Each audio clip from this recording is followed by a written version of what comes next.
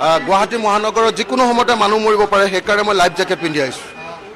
Life jacket সকলো মই গুৱাহাটী মহানগৰৰ মানুহক এতিয়া অনুৰোধ কৰোঁ যে বেলেগ উপায় নাই আৰু বানপানী খোৱাৰ লগে লগে হিমন্ত বিশ্ব বনোৱা অভাৰ ব্ৰিজখনত উঠি দিয়ক, নহ'লে লাইফ জেকেট এটা পিন্ধি লওক।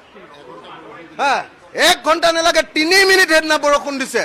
আমাৰ 3 মিনিট বৰষুণ দিওঁতে আমাৰ চান্দমাৰী কলনীত গোটেই বৰষুণ বানপানী, 3 মিনিট বৰষুণ দিওঁতে। গতিকে অসমৰ গুৱাহাটী মহানগৰৰ অৱস্থা কি পৰ্যায় পাইছেগৈ? অথচ তেওঁলোকে 16 চনতে কৈছিলে যে 6 মাহৰ ভিতৰত গুৱাহাটী মহানগৰ বানপানী শেষ কৰি দিম। এতিয়া 6 মাহ বাদ দিয়ক, 11 বছৰ ঘোঁৰাৰ ঘাঁচ কাটি আছে হিমন্ত বিশ্ব শৰ্মাই ঘোঁৰাৰ ঘাঁচ কাটি আছে এতিয়া 11 বছৰ কৃত্ৰিম বানপানী ৰোধ কৰিব নোৱাৰিলে।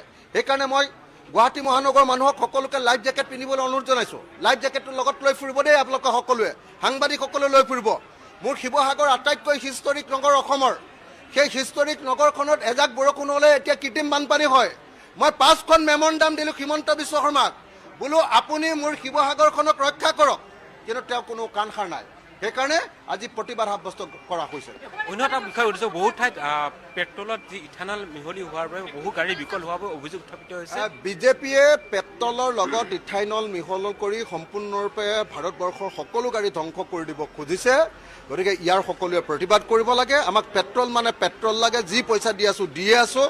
গতিকে পেট্ৰলত ইথানল মিহলন কৰিলে কেতিয়াও নহ'ব। এইবাৰ অধ্যক্ষ আৰু মুখ্যমন্ত্ৰীয়ে কথা কৈ থকাৰ সময়ত কোনো বিধায়কে হস্তক্ষেপ মানে এইবাৰ সেইকাৰণে বাহিৰত দেখিছে না প্ৰতিবাদ কৰিছোঁ। কাইলৈৰ পৰা মই মুখত ক'লা কাপোৰ বান্ধি আহিম, কাৰণ এতিয়া বিধানসভাত কথা ক'ব নোৱাৰি আৰু অধ্যক্ষৰ পৃষ্ঠপোষকতাত আৰু হিমন্ত বিশ্ব শৰ্মাৰ নিৰ্দেশত পীযুষ হাজৰিকাৰ প্ৰস্তাৱ আনিছে যে মন্ত্ৰীয়ে কথা ক'লে যদি আমি কথা কওঁ মাজত, মন্ত্ৰীয়ে কথা ক'লে যদি প্ৰশ্ন কৰে, মুখ্যমন্ত্ৰীয়ে কথা ক'লে যদি কোনোবাই প্ৰশ্ন কৰে বা মাজত এটা বাক্য কয়, তেতিয়াহ'লে তেওঁ দিনটোৰ কাৰণে এক্সপেল। এইটো মোক এক্সপেল কৰিবৰ কাৰণে লৈছে, বেলেগকতো নহয়। আৰু কংগ্ৰেছেও তাত ছাপৰ্ট দিছে, আটাইতকৈ আচৰিত কথা। সেইকাৰণে মই কালি সুধিছোঁ, গৌৰৱ গগৈক সুধিছোঁ, বোলো গৌৰৱ গগৈ ডাঙৰীয়া, আপুনিও বিজেপিক সমৰ্থন কৰিবলৈ ধৰিলে নেকি? আপোনালোকৰ পাৰ্টীয়েও কিয় নামাতিলে আৰু মোক কিয় অল পাৰ্টীৰ মিটিঙলৈ নামাতিলে, সেইটো এটা প্ৰশ্ন। গতিকে মই ইয়াৰ তীব্ৰ বিৰোধিতা কৰিছোঁ আৰু ইমিডিয়েটলি এই যে অসমৰ বিধায়কবিলাকৰ মুখ বন্ধ কৰিবলৈ ব্যৱস্থা লৈছে, এইটো উঠাই ল'বলৈ দাবী জনাইছোঁ, নহ'লে বিধানসভাৰ ভিতৰতে প্ৰতিবাদ হ'ব। ধন্যবাদ। গুৱাহাটী মহানগৰত যিকোনো সময়তে মানুহ মৰিব পাৰে, সেইকাৰণে মই লাইফ জেকেট পিন্ধি আহিছোঁ।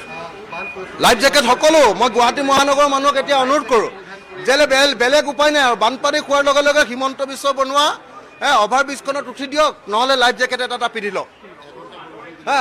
1 ঘণ্টা নালাগে, 3 মিনিট সেইদিনা বৰষুণ দিছে।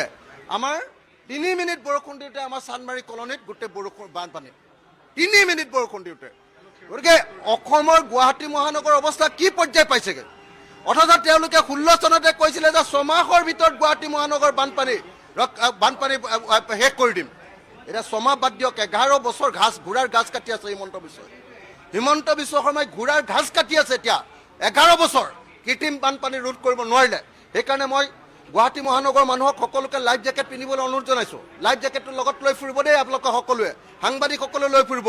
মোৰ শিৱসাগৰ আটাইতকৈ হিষ্টৰিক নগৰ অসমৰ, সেই হিষ্টৰিক নগৰখনত এজাক বৰষুণ হ'লে এতিয়া কৃত্ৰিম বানপানী হয়। মই 5খন মেমৰেণ্ডাম দিলোঁ হিমন্ত বিশ্ব শৰ্মাক, বোলো আপুনি মোৰ শিৱসাগৰখনক ৰক্ষা কৰক, কিন্তু তেওঁ কোনো কাণ সাৰ নাই। সেইকাৰণে আজি প্ৰতিবাদ সাব্যস্ত কৰা হৈছে। অন্য এটা বিষয় উঠিছে, বহু ঠাইত পেট্ৰলত যি ইথানল মিহলি হোৱাৰ বাবে বহু গাড়ী বিকল হোৱাৰ বাবে অভিযোগ উত্থাপিত হৈছে। বিজেপিয়ে পেট্ৰলৰ লগত ইথানল মিহল কৰি সম্পূৰ্ণৰূপে ভাৰতবৰ্ষৰ সকলো গাড়ী ধ্বংস কৰি দিব খুজিছে। গতিকে ইয়াৰ সকলোৱে প্ৰতিবাদ কৰিব লাগে। আমাক পেট্ৰল মানে পেট্ৰল লাগে, যি পইচা দি আছোঁ দিয়ে আছোঁ। গতিকে পেট্ৰলত ইথানল মিহলন কৰিলে কেতিয়াও নহ'ব। এইবাৰ অধ্যক্ষ আৰু মুখ্যমন্ত্ৰীয়ে কথা কৈ থকাৰ সময়ত কোনো বিধায়কে হস্তক্ষেপ মানে এইবাৰ সেইকাৰণে বাহিৰত দেখিছে না প্ৰতিবাদ কৰিছোঁ। কাইলৈৰ পৰা মই মুখত ক'লা কাপোৰ বান্ধি আহিম, কাৰণ এতিয়া বিধানসভাত কথা ক'ব নোৱাৰি আৰু অধ্যক্ষৰ পৃষ্ঠপোষকতাত আৰু হিমন্ত বিশ্ব শৰ্মাৰ নিৰ্দেশত পীযুষ হাজৰিকাৰ প্ৰস্তাৱ আনিছে যে মন্ত্ৰীয়ে কথা ক'লে যদি আমি কথা কওঁ মাজত, মন্ত্ৰীয়ে কথা ক'লে যদি প্ৰশ্ন কৰে, মুখ্যমন্ত্ৰীয়ে কথা ক'লে যদি কোনোবাই প্ৰশ্ন কৰে বা মাজত এটা বাক্য কয়, তেতিয়াহ'লে তেওঁ দিনটোৰ কাৰণে এক্সপেল। এইটো মোক এক্সপেল কৰিবৰ কাৰণে লৈছে, বেলেগকতো নহয়। আৰু কংগ্ৰেছেও তাত ছাপৰ্ট দিছে, আটাইতকৈ আচৰিত কথা। সেইকাৰণে মই কালি সুধিছোঁ, গৌৰৱ গগৈক সুধিছোঁ, বোলো গৌৰৱ গগৈ ডাঙৰীয়া, আপুনিও বিজেপিক সমৰ্থন কৰিবলৈ ধৰিলে নেকি? আপোনালোকৰ পাৰ্টীয়েও কিয় নামাতিলে আৰু মোক কিয় অল পাৰ্টীৰ মিটিঙলৈ নামাতিলে, সেইটো এটা প্ৰশ্ন। গতিকে মই ইয়াৰ তীব্ৰ বিৰোধিতা কৰিছোঁ আৰু ইমিডিয়েটলি ইমিডিয়েটলি এই যে অসমৰ বিধায়কবিলাকৰ মুখ বন্ধ কৰিবলৈ ব্যৱস্থা লৈছে এইটো উঠাই ল'বলৈ দাবী জনাইছোঁ, নহ'লে বিধানসভাৰ ভিতৰতে প্ৰতিবাদ হ'ব। ধন্যবাদ।